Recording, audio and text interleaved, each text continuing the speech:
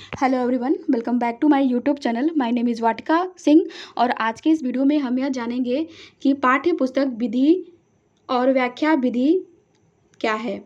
जब आप BEd BTC DElEd कर रहे होते हैं तब वहाँ पे आपको टीचिंग मेथड शिक्षण विधियाँ पढ़नी होती है।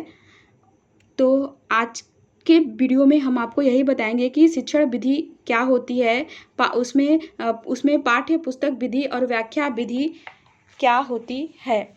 बट फ्रेंड, इस वीडियो को स्टार्ट करने से पहले हम आपसे यह कहना चाहेंगे कि अगर आप पहली बार हमारे चैनल पे आए हैं या पहली बार आप हमारे वीडियो को देख रहे हैं तो आप हमारे चैनल को सब्सक्राइब कर लीजिए, साथ ही साथ बेल आइकन को भी प्रेस कर लीजिए ताकि जब भी हम नया वीडियो अपना अपलोड करें तो उसकी नोटिफिकेशन अपडेट आपको मिल जाए, जिससे कि आप हमारे आने वाले आगामी न्यू वीडियो को मिस न कर पाएँ। तो चलिए फ्रेंड्स, हम इस वीडियो को स्टार्ट कर लेते हैं। आज का हमारा वीडियो है शिक्षण विधियाँ। आज हम अपने इस वीडियो में पाठ्य पुस्तक विधि और व्याख्या विधि को जानेंगे। इससे पहले शिक्षण विधि क्या होती है इस पर पहले से ही डिटेल में वीडियो बन चुकी है। यदि आपने उस वीडियो को नहीं देखा है तो उस वीडियो को ज़रूर जाके देख लीजिए। जो शिक्षण विधियाँ होती हैं वह शिक्षण कार्य के दौरान शिक्षक या अध्यापक की मदद करती है और प्रत्येक विषय की अपनी अपनी विधियाँ होती हैं। तो आज हम जो दो विधियाँ पढ़ रहे हैं, इन विधियों को परंपरागत विधियाँ कहा जाता है और प्राचीन समय से इसका प्रयोग होता आ रहा है। तो सबसे पहले हम पाठ्य पुस्तक विधि को देखते हैं। पाठ्य पुस्तक विधि, जैसा कि नाम से ही पता चल रहा है कि पुस्तक के माध्यम से बच्चों को शिक्षा देना।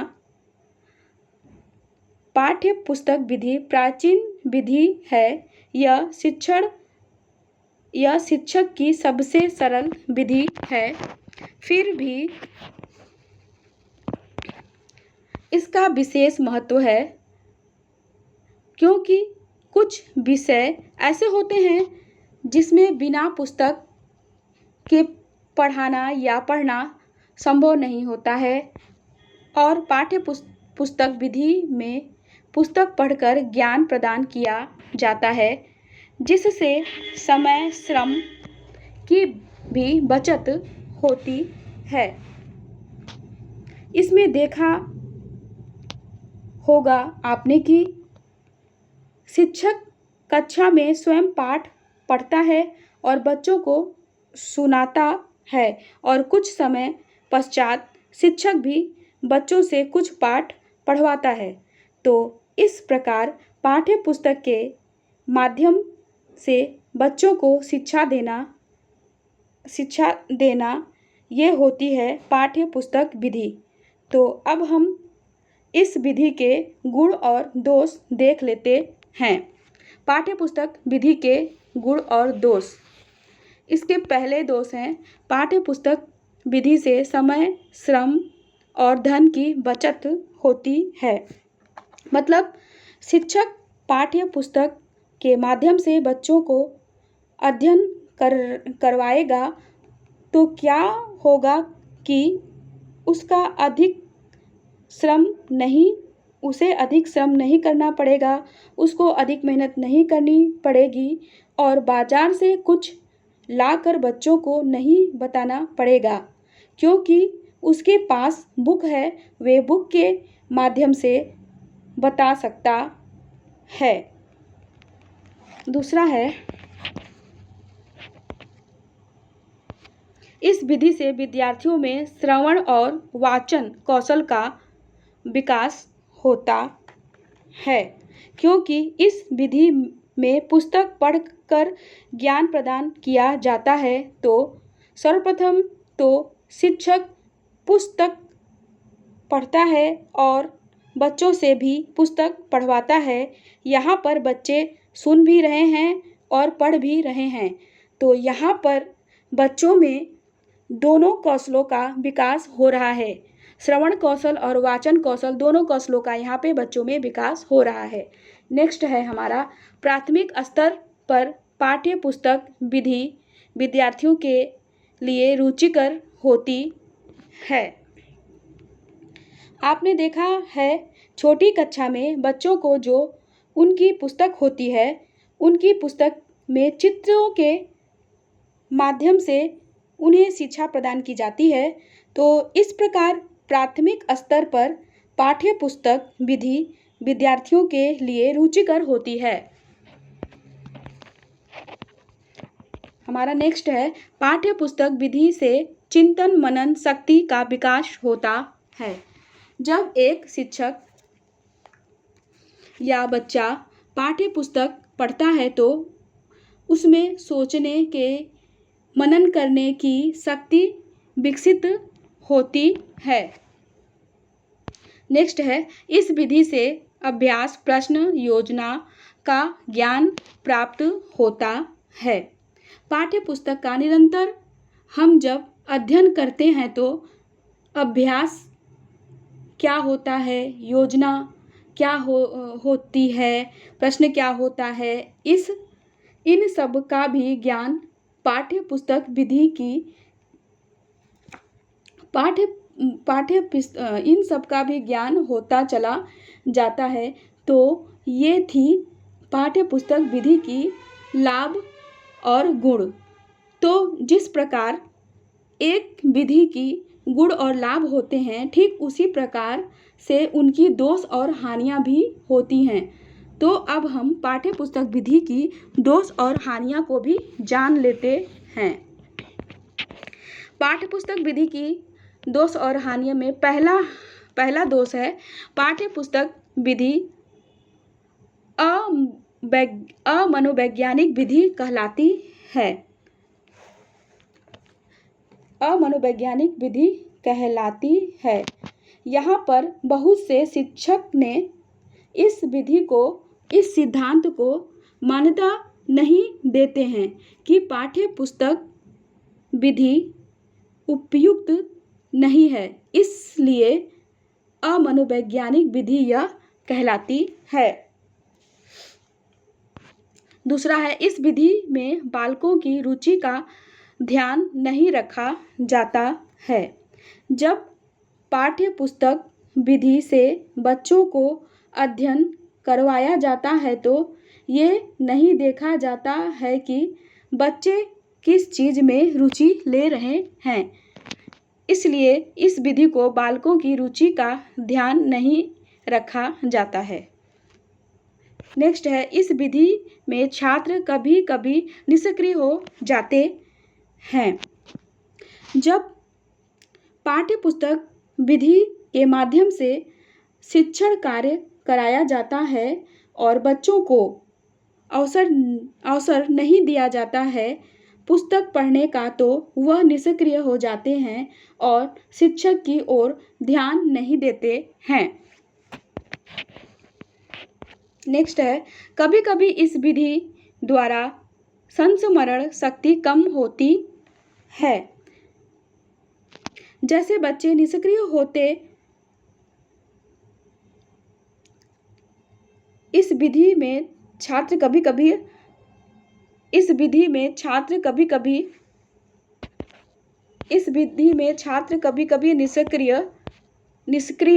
हो जाते हैं। इस विधि में छात्र कभी कभी निष्क्रिय हो जाते हैं।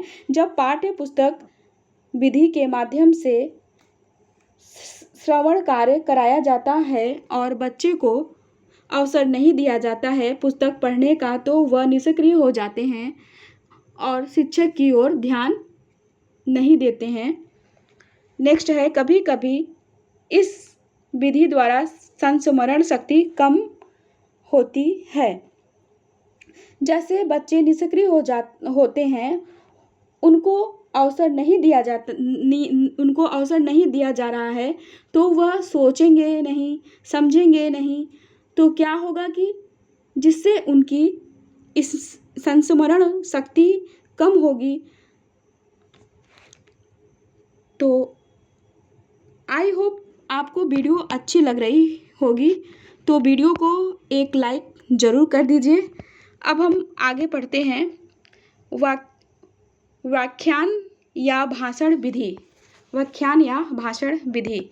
ऋषि के अनुसार हम जान लेते हैं व्याख्यान विधि क्या होती है, भाषण विधि क्या होती है। व्याख्यान उन तथ्यों, सिद्धांतों अथवा अन्य संबंधों का स्पष्टीकरण है जिनको शिक्षक छात्रों को समझाने के लिए सुनाना चाहता है। इसका मतलब है ये जो व्याख्यान विधि होती है, व्याख्यान विधि के मीडियम से जो भी शिक्षण कार्य होता है वे भाषण के माध्यम से किया जाता है। व्याख्यान या भाषण विधि।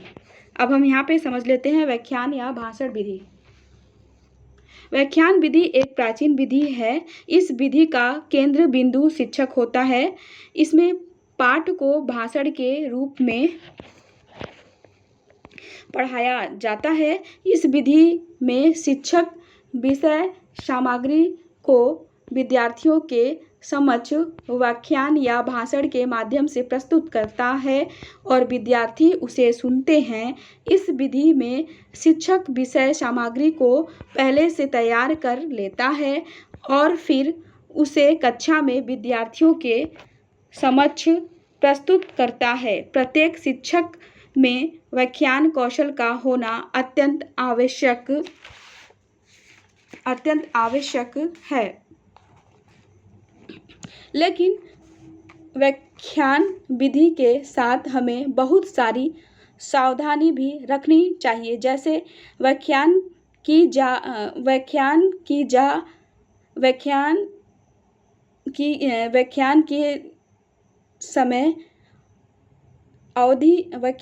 की समय अवधि है वे निश्चित होनी चाहिए। बच्चों को जब भी हम व्याख्यान के माध्यम से पढ़ाएं तो हमारी भाषा सरल होनी चाहिए और बीच बीच में बच्चों से प्रश्न भी पूछते रहने चाहिए और विद्यार्थियों को ध्यान भी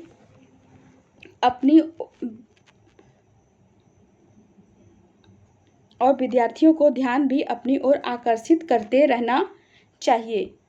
तभी हमें भाषण के थ्रू अपनी पाठ्य पुस्तक को बच्चों के समक्ष रख सकते हैं। तो अब हम आगे बढ़ते हैं और हम देख लेते हैं व्याख्यान विधि के क्या क्या लाभ और गुण होते हैं। व्याख्यान विधि के क्या क्या लाभ और गुण होते हैं। पहला है व्याख्यान विधि अध्यापक के लिए सुविधाजनक है, क्योंकि व्याख्यान विधि के दौरान अध्यापक अपनी विषय वस्तु को पहले से ही समझ लेता है और फिर वह बच्चों को समझाने का प्रयास करता है। इसलिए व्याख्यान विधि अध्यापक के लिए सुविधाजनक होती है। नेक्स्ट है वैज्ञान विधि से विद्यार्थियों में श्रवण कौशल का विकास होता है। जब व्याख्यान विधि से शिक्षक शिक्षण कार्य करवाएगा तो वह बोलता है, विद्यार्थी क्या करते हैं, ध्यानपूर्वक सुनते हैं, जिससे उनमें श्रवण कौशल का विकास होता है। नेक्स्ट है व्याख्यान विधि के द्वारा पाठ्यक्रम आसानी से पूर्ण किया जा सकता है। व्याख्यान विधि का शिक्षण बिंदु केंद्र बिंदु होता है और जब भी उसे अपने पाठ्यक्रम को जल्दी से पूर्ण करना है, वह इस विधि के माध्यम से अपने पाठ्यक्रम को आसानी से पूर्ण कर सकता है।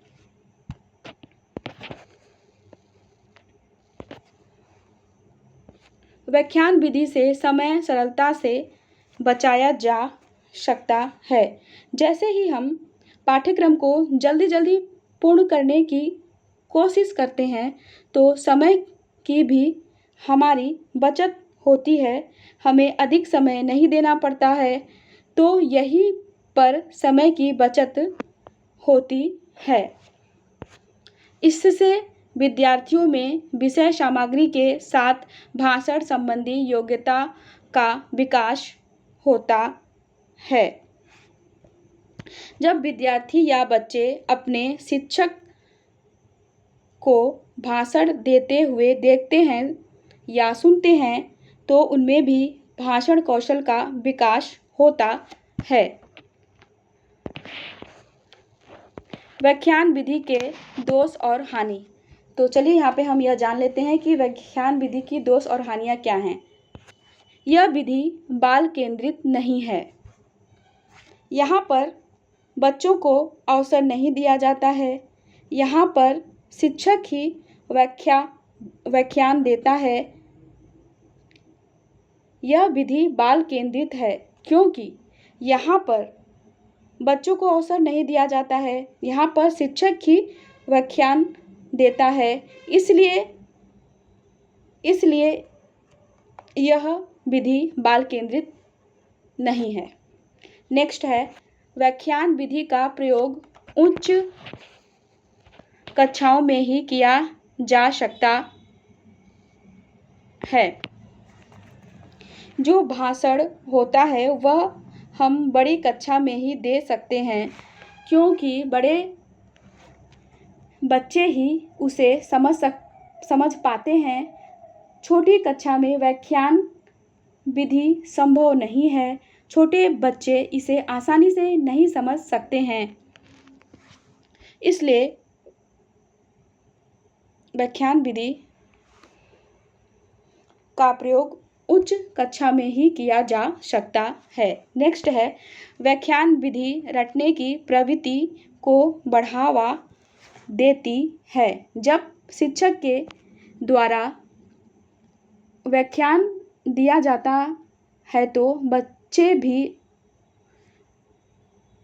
भी उसी चीज़ को रटने का प्रयास करते हैं। वह किसी चीज़ को समझने की कोशिश नहीं करते हैं, इसलिए यह विधि रटने की प्रवृत्ति को बढ़ावा देती है। नेक्स्ट है, व्याख्यान विधि से कक्षा का वातावरण सजीव नहीं बन पाता है।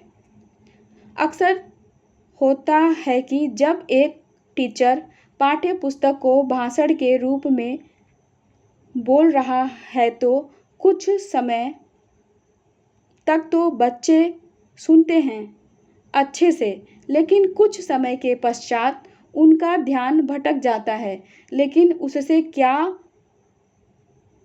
क्या होता है कि जो कक्षा का वातावरण होता है वह सजीव नहीं रह पाता है।